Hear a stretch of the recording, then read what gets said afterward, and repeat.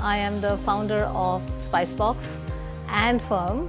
Spicebox started in 2012, where we launched as an organic market, eventually becoming, evolving into a cafe model as well, and a catering division. So we have 2 locations, we have an online store, we have a huge catering business and fresh products that we create for you on a daily basis. Ferm is a brand that we own, where we have our own factory in Hong Kong, and we produce our own line of tempeh products and ready-to-eat products out of the tempeh line. So we have the black soya bean tempeh, the white soya bean tempeh, chickpea tempeh, mung beans and sesame, as well as burgers and meatballs, and now sausages are coming out, and a whole bunch of ready-to-eat products. In order to educate the community on what fermented foods are and how it enhances your nutrition.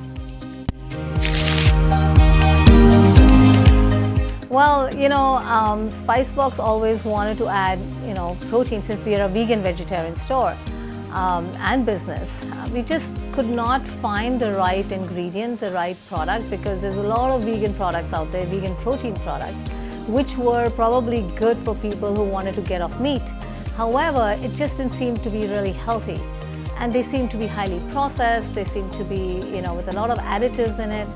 And fermentation, for me, I've been eating fermented foods for a very long time, over like decades. Even as a child, where I grew up in India, we ate fermented foods. And when I discovered tempeh in New York City, I was so attracted to it. I thought it was phenomenal. And when I got into the research of it, I realized it was an Indonesian product. And one fine day, we decided to start experimenting and fermenting with it.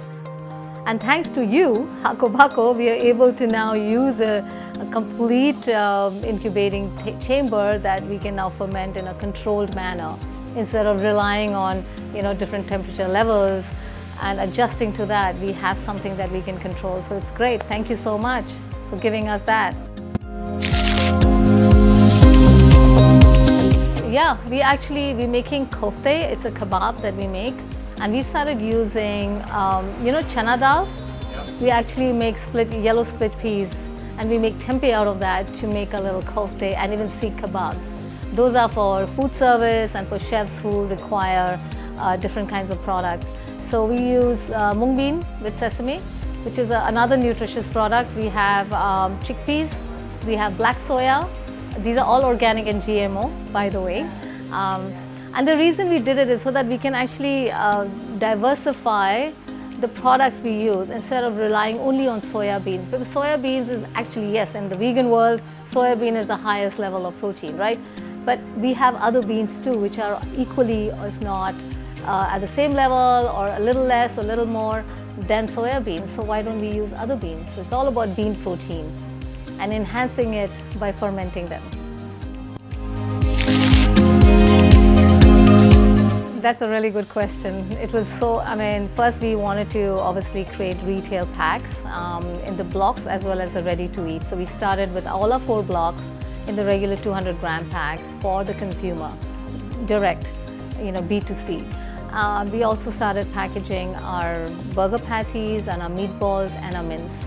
This was hard to get sustainable packaging, but we managed to do that.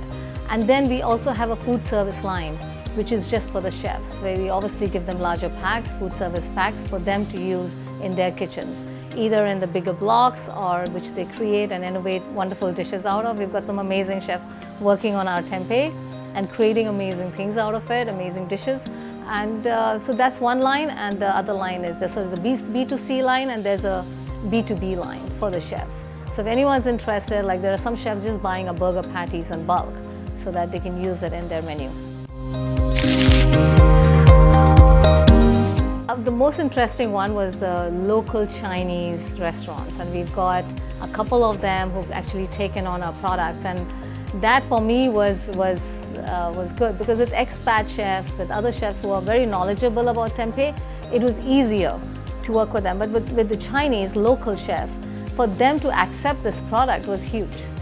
And they started making amazing mapo tofu out of it. They've got, I don't know if you go to Ginkgo House, they have our products. They have a line of Ferm products, and they've created beautiful dishes out of it.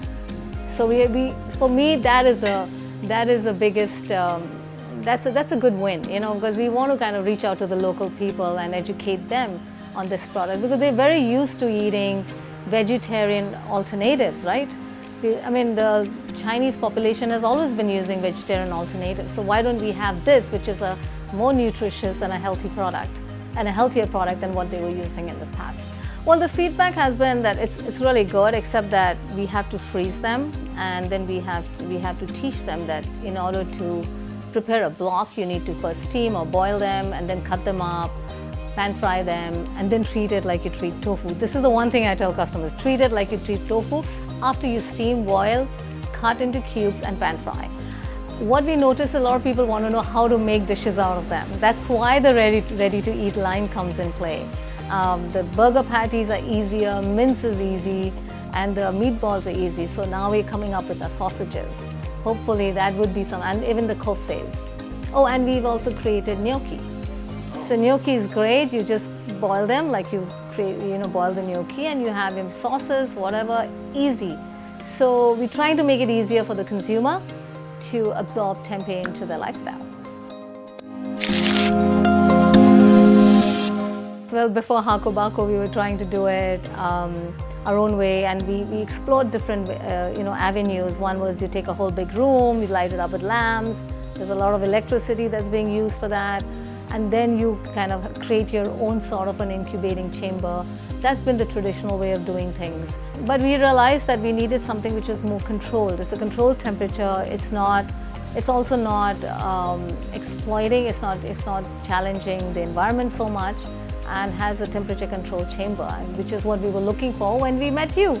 And now we use your product, your lovely chamber, which has been working so well for us, And it's easy to manage, because you set the temperature, you set the time, and it happens automatically, which is phenomenal. Yeah, so thank you for that. Yeah. We don't like to say that our product tastes like meat at all. It doesn't taste like meat, but it definitely gives you the same benefit of meat. That's how we want to sell our product. Because people shouldn't look at the sausage and say, oh, is it going to be tasting like a pork sausage? No, it's going to taste like a vegetarian vegan sausage, but it's going to give you the same benefits of meat. It's not necessarily just for protein and iron, but tempeh has a lot of protein, iron. It even has a bit of magnesium, it has a bit of calcium, manganese. So these are very interesting. This is very important for your body, and these are great things to have without having any additives in it. And it's going to be tasty. The whole idea is about how to make it tasty and appealing to everyone. So that's the main thing that we are focused on right now, and how to develop. Our koftes have been very well received. Sausages so far, so good. We still have a couple more tweaks to make, but we're almost there. Then we have something which is easy, which is coming out, which is an ambient product. Yeah, an ambient product is coming out, which is on the shelf and you can take it. So again, these are little things that if you reach a larger audience through an ambient product, that would be huge. And then the other one would be the gnocchi that's coming up. And we're hoping to try and make our tempeh a little bit more ambient after it's fermented. How do we make it easier for the consumer to pick it up, take it home, and just eat it? So. We see more and more people going in for fermented foods now, because they know that it's highly nutritious. It's also really good for your gut health. It gives you natural probiotics in your body. So we see that trend a lot.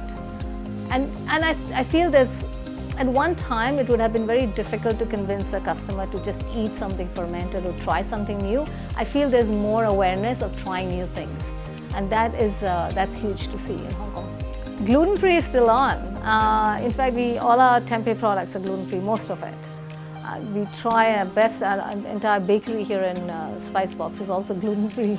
My biggest thing is somebody comes up with a product and I'm like, is it gluten-free? That's the first question I ask, because it just makes it easier.